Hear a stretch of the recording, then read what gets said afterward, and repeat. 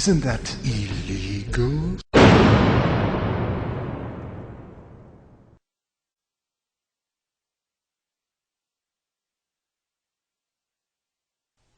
Hello children, welcome to another delightful story from the Holy Fucking Bible. Are you sitting comfortably?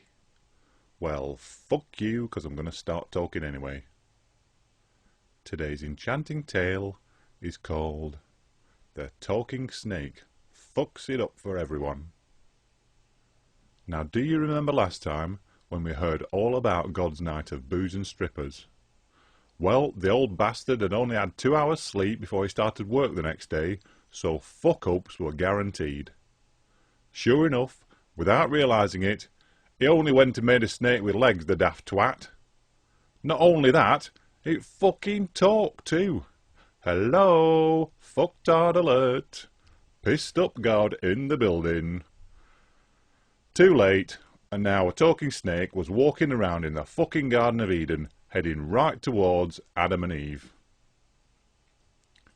Despite being a freak of nature, old Snakey knew a decent piece of skirt when he saw it, especially when skirts hadn't been thought up yet, and Eve was sitting there with her fun bags out and the wind whistling through her tuna taco.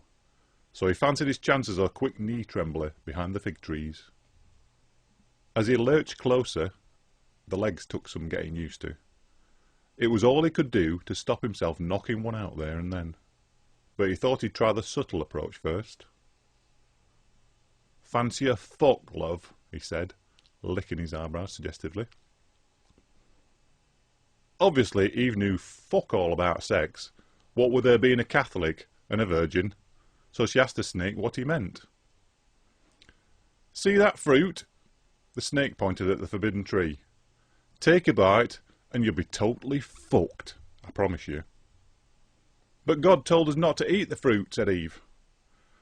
"That old cunt, what does he know? Go on, give it a go." He nodded towards Eve's well-aired watering hole. "Did God tell you what that's for?" Eve looked down and shook her head. "Not really. He just told me he'd put something special in it every day, and that I should keep it clean and well trimmed." "Yeah, I bet he did, the sick fuck. Well, look, if you eat the fruit, you'll know exactly what it's for, and then you and me can have some fun finding out how it works. How about it?" "Well, okay. I suppose it wouldn't hurt." "If it doesn't hurt, I won't be doing it right," the snake hissed under his breath, and sighed as the young woman bit into a particularly ripe fruit from the forbidden tree. "Anything happening?" he asked. Tastes like, tastes like shit, actually." Eve spat out some of the fruit. "Fuck me, it's as rancid as an old man's cock cheese. What the fucking hell did you want me to eat that crap for, you evil little bastard?" Snake Boy grinned. "That was quick. I told you something would happen, didn't I? Any chance of a quickie? I'll take it easy if it's your first time." In disgust, Eve swung a short, sharp right hook and caught the snake right in the kisser. "Fuck off, shorty. I want a real man up my snatch." "Oh, and here he comes now." Sure enough, Adam wandered over and sat down next to Eve. "Hi, Eve. Hi, Snake. Ooh, nasty cut on that lip, Mr. Snake." "Eve? Eve? What are you doing?" On cue, Eve had begun to use her newly found snake charming skills. Ada thought she was trying to clean her teeth with a pink toothbrush, but she soon realised that something was missing. Big, hard cock was her first guess. But she only had one out of those three, and that wasn't doing it for her. Adam needed some divine inspiration. In a flash, she shoved some of the evil-tasting fruit into Adam's mouth and forced him to chew, swallow it, and stick his tongue out to prove it was all gone. Was that nice? Adam grimaced. Then he frowned. Then he smiled from ear to ear. "Not as nice as your tits, you sexy little fucker!" And he chased her into the woods, where they did unspeakable things for many hours, watched only by a partially hidden, 5-legged snake. At least he looked like he had 5 legs, but for some reason one of them didn't quite reach the ground, although the snake seemed to be furiously trying to stretch it out as he watched. When Adam woke up later, Eve had been busy and had stitched some leaves together for them both to wear. Adam put his on and looked at it, frowning. "What the fuck is this?" "I call it a posing pouch," said Eve. "Mine is called crotchless panties and peephole bra. You like?" Adam liked. It was 3 days before anyone saw either of them again.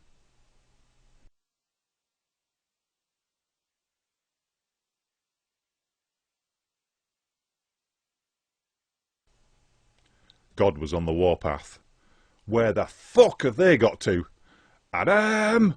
Eve! Get your scrawny asses out here, pronto!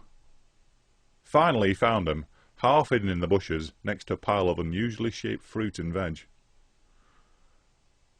Eve was just wiping something away from the corner of her mouth, while Adam, who had the munchies, had already finished 3 pieces of toast and a bowl of cornflakes. "You two have been gone for 3 fucking days," said God. "Want to tell me what you've been doing?" Eve blushed. The usual." Adam shrugged. "Stuff. Not much." God was having none of it and detected definite signs of saddle soreness in both of them as they walked towards him. "You dirty little fuckers. Who told you what to do with that?" He pointed at Adam's used and abused wedding tackle, but did a double take when he realised it was strapped tightly into a skimpy leaf green number. "Adam, what the fuck is that? And shit, Eve, you're covered up. I can't even see your tits anymore, you whore!" Eve arched a critical eyebrow.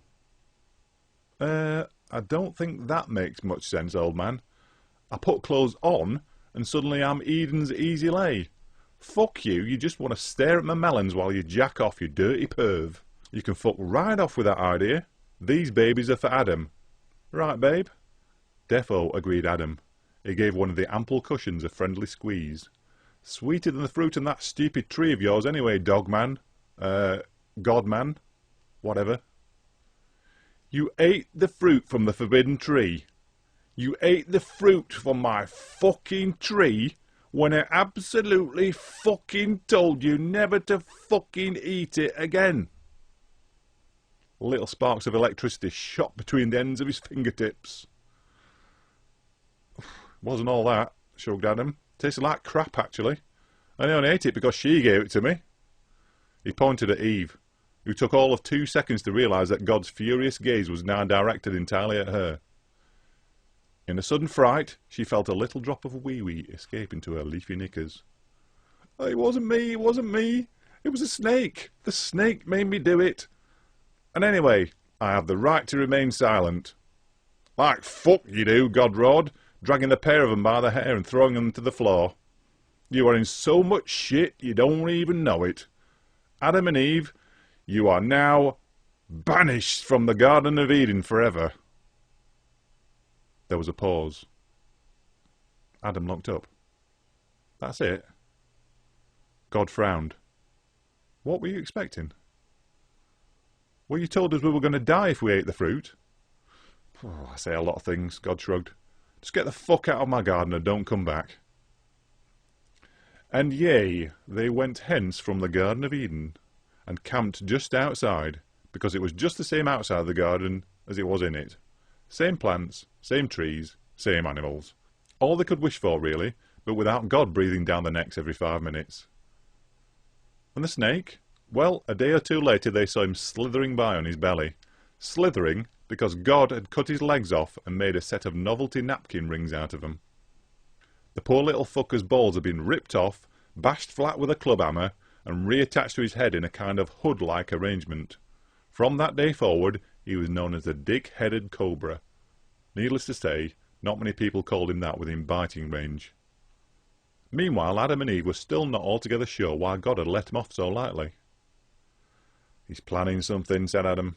"I know it." "Oh, you worry too much," said Eve. "After all, we only did one thing wrong, and that was just eating some fruit.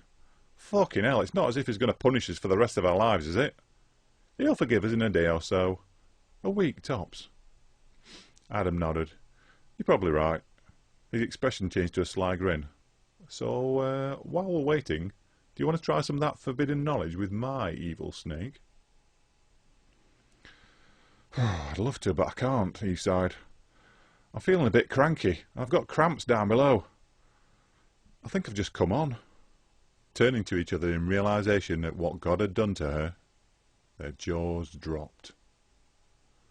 Fuck! I say, isn't that awfully naughty?